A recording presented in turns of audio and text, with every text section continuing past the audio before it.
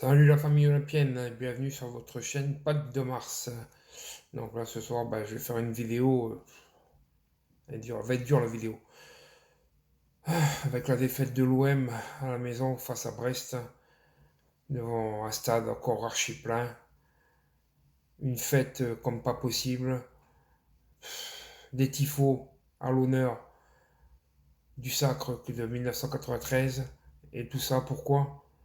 Pour pas mouiller le maillot, pour ridiculiser tout un stade. C'est vraiment honte, franchement. Il y a de quoi vraiment être dégoûté. Hein. Le management, toujours pareil de Tudor, les joueurs qui n'avaient même pas envie, Brest qui avait plus envie que nous. Il y a de quoi vraiment être écœuré. Quand on voit l'ensemble du match, on se dit non, pour le dernier match à domicile, nous faire ça, nous humilier, nous, il y a de quoi vraiment être dégoûté. Hein. Franchement, moi aussi, non, allez. Ouais. Les Marseillais, ils peuvent définitivement oublier la deuxième place. Parce qu'à l'occasion de cette 37e journée, ce samedi, l'OM, au terme d'une prestation décevante, a été battu par Brest 2-1 au Stade Vélodrome. Et avec ce revers et la large victoire de Lens face à Ajaccio 3-0, le club phocéen ne peut plus revenir sur la formation nordiste, deuxième avec 8 points d'avance. Et l'OM va terminer cette saison au troisième rang. Je vais vous expliquer un peu le match, comment il s'est déroulé. Donc, comme je dis, dans une ambiance exceptionnelle au Vélodrome, les Marseillais prenaient immédiatement le contrôle du ballon, mais peinaient à approcher la cage de Bizot.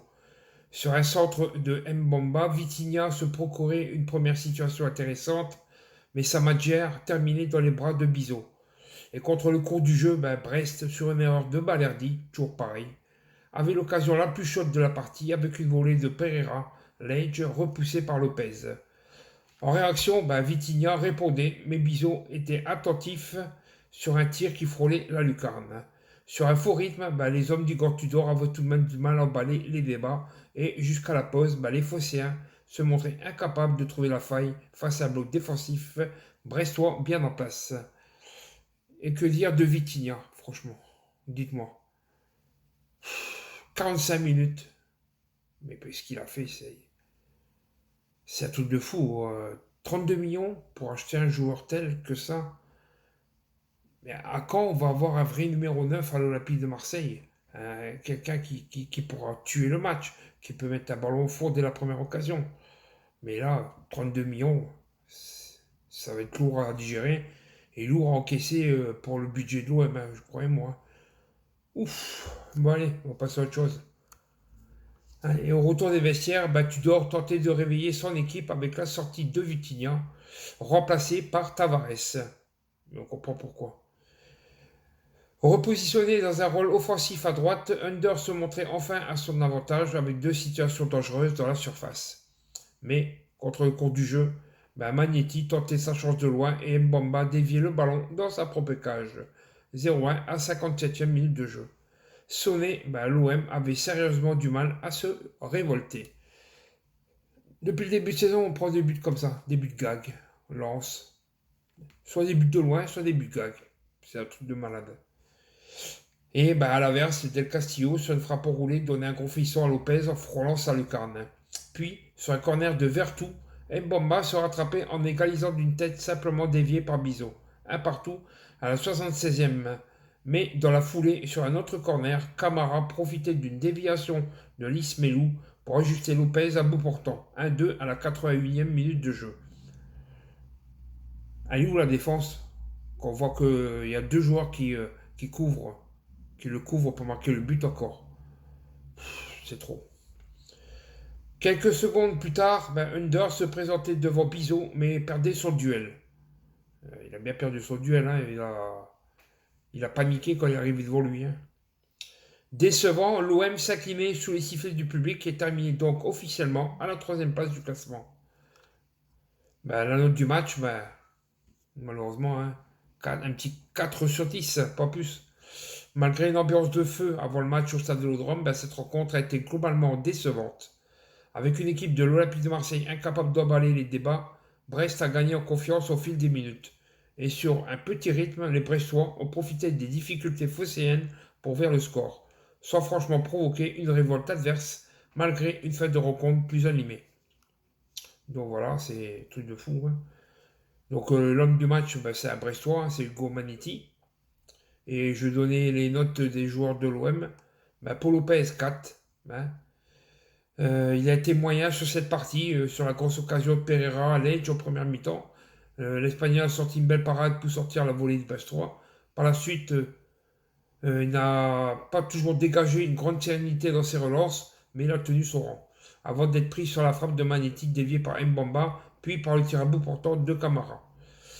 Mbamba, 5. Une performance moyenne pour le défenseur central de l'OM.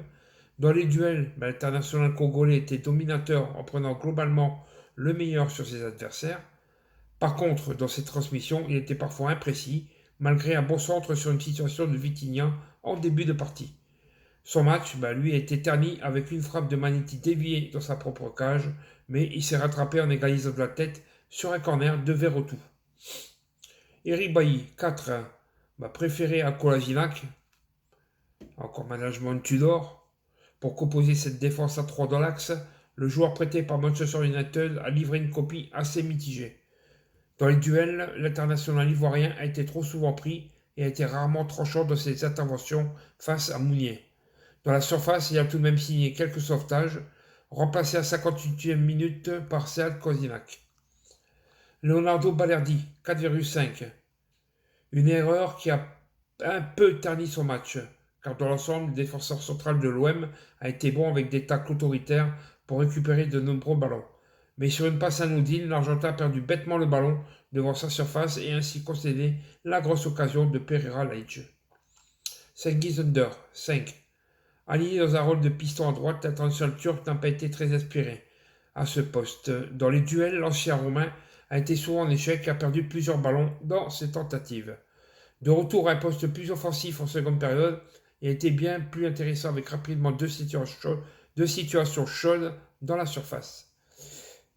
Valentin Rongier, 5. Le capitaine de l'OM a réalisé une prestation correcte.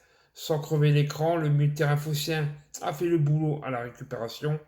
Et dans ses transmissions, l'ancien Nantais a eu le mérite d'être propre, même s'il a parfois manqué de créativité pour jouer vers l'avant et trouver ses partenaires offensifs. Jordan Vertou, 5. Une rencontre neutre pour le milieu de terrain de l'OM. Comme Rongier, l'international français a été totalement correct à la récupération du ballon et était juste sur le plan technique. Mais à la construction du jeu, il était parfois trop timoré pour se projeter vers l'avant et créer du danger dans les camps adverses. Mais il a tout de même été passeur décisif sur corner pour l'égalisation de Mbamba. Jonathan Klaus, 5-5. Aligné à gauche au détriment de Tavares sur le banc, le piston de l'OM n'a pas démérité. Comme souvent, l'ancien Lensois était généreux pour se projeter dans le camp adverse avec des courses tranchantes. Cependant, dans la zone de vérité, il a eu du mal à faire la différence avec un manque de précision. Matteo Guendouzi, 5. Bel et bien titulaire pour son possible dernier match au Vélodrome avec l'OM. Le milieu de terrain utilisé dans un rôle offensif a été généreux. Avec un gros volume de jeu, l'international français a été souvent à l'origine des meilleurs mouvements de son équipe. Et par ses courses, il était parfois le seul à casser un faux rythme. Par contre, dans la zone de vérité, il a toujours du mal à faire le bon geste. Remplacé à 58e minute par Ousmane Malinowski. Et Alexis Sanchez, 3. Utilisé en soutien de Vitinha, l'international chilien a rendu une copie décevante. Malgré des efforts toujours irréprochables, l'attaquant a eu du mal à exister dans ce rôle avec de nombreux duels perdus. Et même dans ses transmissions, l'ancien Barcelonais a eu un déchet technique vraiment inhabituel. Jamais dangereux pour Bizot, même en pointe après la pause. Vitinha, 2. Titularisé pour cette partie, l'attaquant de l'OM a encore déçu. Généreux, le Portugais a pourtant le mérite de se battre sur tous les ballons et parvient à se montrer disponible dans la surface. Mais dans cette zone de vérité, le Phocéen a cruellement manqué de précision, à l'image d'une manière trop tendre en début de partie. Même sur ses grosses frappes, il n'a pas réussi à trouver le cadre. Remplacé à 45e minute par Nuno Tavares, qui a signé une entrée imprécise, comme à son habitude, le Portugais a beaucoup tenté dans ses montées vers l'avant, Mais dans la zone de vérité, il était trop maladroit pour faire la différence. Donc, match décevant, match nul, honteux. Honteux pour certains joueurs d'avoir porté notre maillot. Honteux d'avoir perdu autant de points en une saison, c'est-à-dire 24 ou 27 points à peu près, je crois, à domicile sur une saison, ce qui nous a coûté largement la seconde place, et même peut-être plus, qui sait. Donc il y a beaucoup de choses à revoir, j'espère que... Bon, il y a encore un match la semaine prochaine à Ajaccio, mais bon, Ajaccio, le championnat est plié, le classement est plié, donc il va compter pour du beurre. Mais bon, j'espère qu'après, Pablo, il va faire du changement et que beaucoup de choses vont changer. Beaucoup de départs, des arrivées, et refaire une équipe parce que là, il y a des barrages. Et si on reste avec un tel effectif, les barrages, ça va être très dur. Bon, ben voilà, la famille, hein. Encore un match perdu et une désillusion de plus. Allez, si ça vous a plu, la vidéo, n'oubliez pas de mettre le pouce, de vous abonner à ma chaîne Patte de Mars et de toujours activer la cloche pour suivre mes prochaines vidéos. Sur ce, je vous dis bonne soirée la famille et malgré ça, toujours force à OM.